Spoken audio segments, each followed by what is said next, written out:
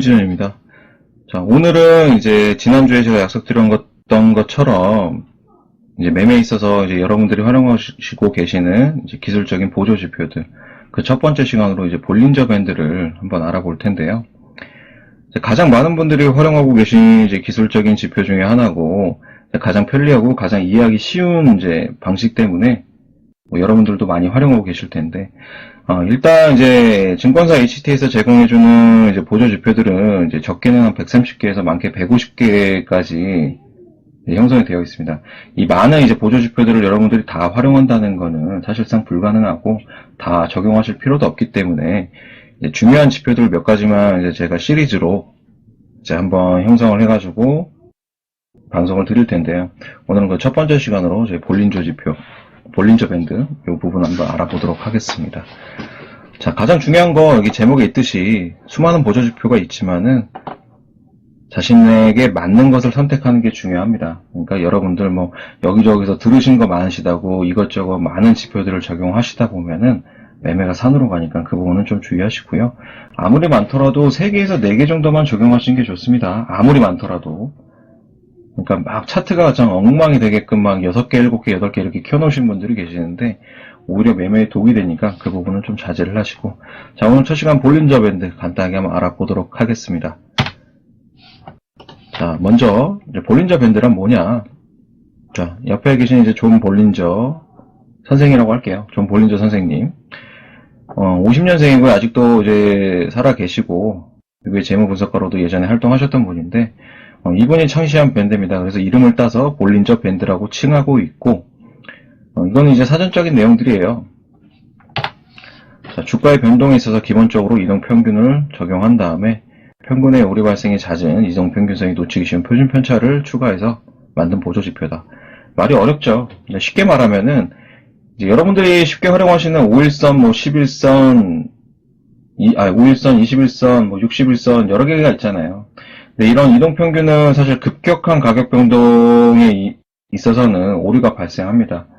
실제적으로 이제 뭐 평균값의 오류라고도 하죠. 만약에 이제 100점 맞은 학생이 있고 뭐 10점 맞은 학생들이 있는데 중간에 50점 맞은 학생은 없지만 나중에 평균치를 내보면은 50에 수렴하잖아요. 50점 맞은 사람은 없는데. 그러니까 이런 부분을 이제 고려하기 위해서 이제 표준 편차를 더해가지고 이제 밴드를 하나 형성해 놓고 상한을 만들어 놓고 그 밴드 안에서 주가가 움직이는 추세를 살피면서 실제 밴드 내에서 매매를 해보자, 이런 방식에서 출발한 지표입니다. 볼린저 밴드를 적용한 차트는 여러분들이 많이 보셨을 거예요. 위아래 폭이 같이 움직이는 밴드를 만들어서 주가를 그 밴드를 기준선으로 판단하고자 고안된 지표를 말한다, 이렇게 사전적으로 써 있는데 그냥 지표를 하나 보시겠습니다. 자, 볼린저 밴드를 적용한 차트고요. 제가 볼린저 밴드 설명을 위해서 다른 추가적인 보조 지표라든지 다 제외하고 볼린저 밴드만 적용을 해놨습니다. 자, 기본적으로 앞서도 말씀드렸듯이 볼린저 밴드는 중심선은 21선의 평균선을 적용을 시켜놓은 후에 위아래로 표준 편차를 적용해서 밴드를 형성을 합니다. 그리고 가장 중심 골격이 되는 이제 상단과 하단 도달 시에는 다시 중심선으로 회귀 움직임이 나타나고 주가의 90%는 이 밴드 내에서만 움직인다라는 이론을 가지고 형성된 지표입니다. 그래서 개인적으로 이제 투자하신 분들이 활용하실 때 사용하시는 방법이 밴드 상단을 터치하거나 하단을 터치했을 때 하단 터치 시에는 이제 매수, 상단 터치 시에는 매도, 이런 방법을 활용을 합니다. 가장 많이 활용하시는 방법 중에 하나죠. 실제 존 볼린저의 저서에도 이렇게 방식이 서술되어 있고요. 그 밖에도 이제 3-4가지 방식의 이제 매매 방식이 추천이 되고 있습니다. 그 중에 이제 몇 가지를 제가 정리해 보자면은, 먼저 이제 밴드 폭의 좁고 넓어짐을 체크를 해라. 이게 어떤 말이냐면요. 자, 볼린저 밴드가 이렇게 커졌다가 좁아지는 구간이 생기고 다시 확산되는 구간이 생깁니다. 확산과 이제 수렴을 반복하는 이제 밴드 움직임을 볼 수 있는데, 이런 밴드가 좁아지는 구간에서 차트들이 상단 돌파가 나오는 경우, 그리고 확산되는 경우에서 다시 하단 돌파가 나오는 경우, 이 구간에서 이제 매매를 잡아라 라는 방식이에요. 그러니까 이게 어떤 뜻이냐면은, 자, 이렇게 밴드가 좁혀지는 거에서 상단한 이탈이 나온다. 그럼 이때는 매수를 해라. 이런 뜻이에요. 간단하게 말을 하면. 이거는 이제 제가 추천드리는 방법이 아니라 볼린저 밴드의 창시자인 존 볼린저의 저서에 기록이 되어 있는 방식입니다. 그 밖에도 여러 가지들이 있는데, 여러분들이 이제 단순하게 이제 밴드 하단 도달 시에는 매수, 상단 도달 시에는 매도, 요 방식도 있지만은 이 밴드 폭을 활용한 방식도 있으니까 그 점을 유의하라는 뜻이에요. 이 부분은 이제 제가 시간이 된다면은 실제 매매 시간에도 한번 확인을 시켜드리겠지만은 그런 방식도 있다 정도만 체크를 하시면 될 것 같고요. 그리고 밴드 재진입은 이제 추세의 전환이다. 이것도 어떤 뜻인지 차트를 보면서 한번 말씀을 드리겠습니다. 자, 실제 차트고요. 자, 간단히 설명드리기 위해서 제가 이 부분을 켰는데, 자, 밴드를 이렇게 상단 돌파해가지고 밴드를 타면서 움직이는 경우가 있어요. 밴드 내부에서가 아니라 밴드 상단을 돌파해서 밴드가 움직이는 경우가 있는데, 이런 경우 이제 밴드에 다시 진입하는 경우에 추세가 급격하게 변화되는 모습을 보여줍니다. 실제 여기서도 그랬고요. 여기서도 마찬가지죠. 밴드 상단을 돌파해서 상단에서 움직임이 있다가 밴드에 재진입하는 경우 추세가 빠르게 전환이 되면서 하단으로 돌았었죠. 이런 경우로 말하는 겁니다. 그래서 물론 이제 아까 말씀드렸던 하단 터치와 상단 터치 시에 추세가 변하는 것과도 마찬가지지만은 터치뿐만이 아니라 돌파한 다음에 밴드 재진입을 할 경우에는 더 큰 속도로, 더 빠른 속도로 추세 전환이 올 수 있다. 이 정도로 해석하시면 됩니다.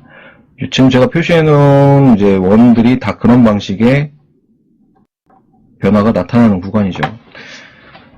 그리고 마지막으로 제가 이제 추천드리고 싶은 방식 중에 하나는 중심선을 활용하는 방법입니다. 여기 보시면은 상하선만이 아닌 중심선을 공략해라.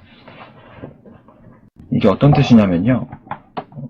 아까 차트를 보시면 아시겠지만, 요 하단과 상단을 이제 공략하는 방식에 있어서 주의하셔야 될 점이, 지금 이 차트는 이제 과거에 형성되어 있는 차트를 보면서 저희가 포인트를 짚기 때문에 굉장히 쉽게 설명을 드릴 수 있지만은, 실제 매매하는 구간에서는, 차트를 만약에 이렇게 보시게 되잖아요.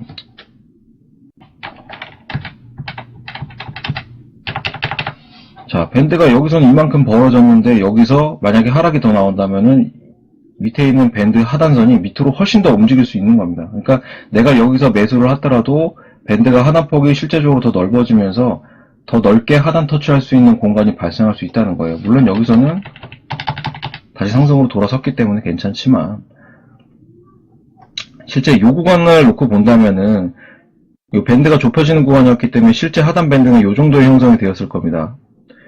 하지만 그 다음에 엄청나게 큰 운동이 발생하면서 하단폭이 다시 증가하면서 내가 매수가 들어간 것보다 훨씬 더 밑으로 빠지는 모습이 연출이 돼요, 실제. 그렇기 때문에 상단, 하단을 공략하는 거에 있어서 주의할 점이 있다는 부분입니다. 실제적으로 실시간으로 적용해서 매매를 하신다면요.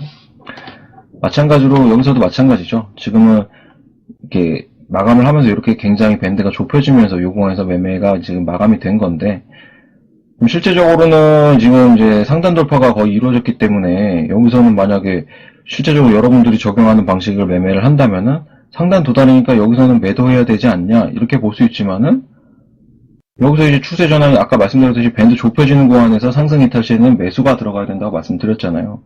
만약에 여기서 상승 이탈이 나면서 크게 된다면 밴드는 다시 위아래 폭이 넓어지면서 확산됩니다.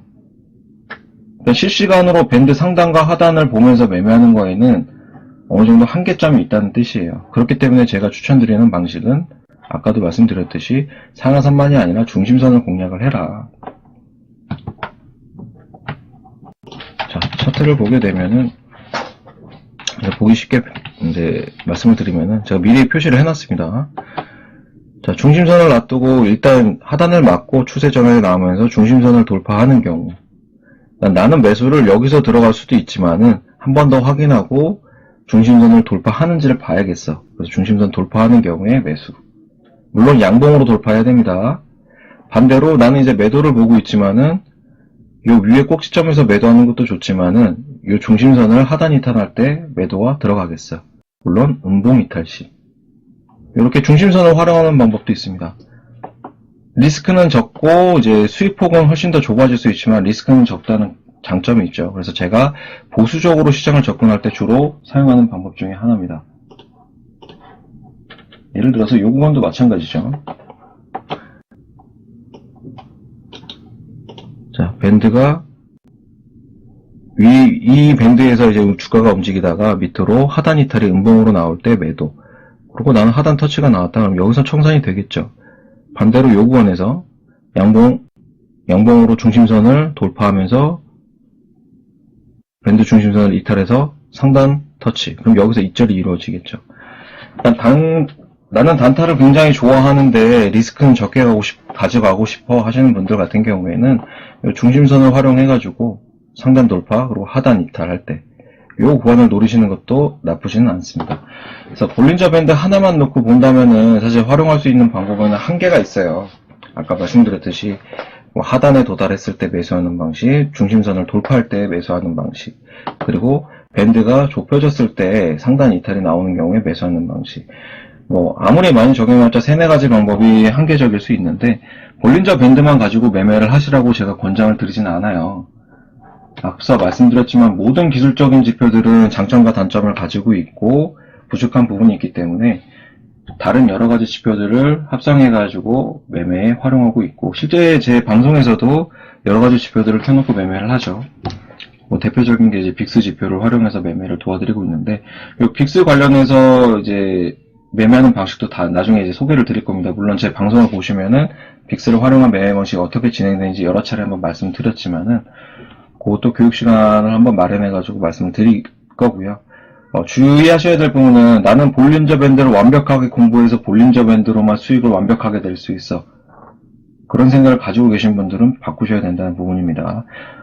좋은 볼린저 역시 매매를 할 때 본인의 볼린저 밴드만을 가지고 매매하지 않습니다. 본인의 저서에도 이제 여러 가지 지표를 활용한 방법들을 소개해 놓고 있고 볼린저 밴드조차 이제 자신이 개발하긴 했지만은 여러 다른 지표들에서 영감을 얻어가지고 수정을 한 지표이기 때문에 너무 한 가지 지표만 맹신하는 것은 올바른 방법은 아니에요. 물론 그렇게 하고 계신 분들은 없겠지만은 특히나 이제 나중에 이제 설명드리겠지만 일목균형표라든지 이런 어려운 지표들도 공부를 수십 년 하신 분들도 그 지표 하나만 가지고 매매하시다가 크게 손실 보시는 분들도 수도 없이 많으세요. 전문가들도 마찬가지고요.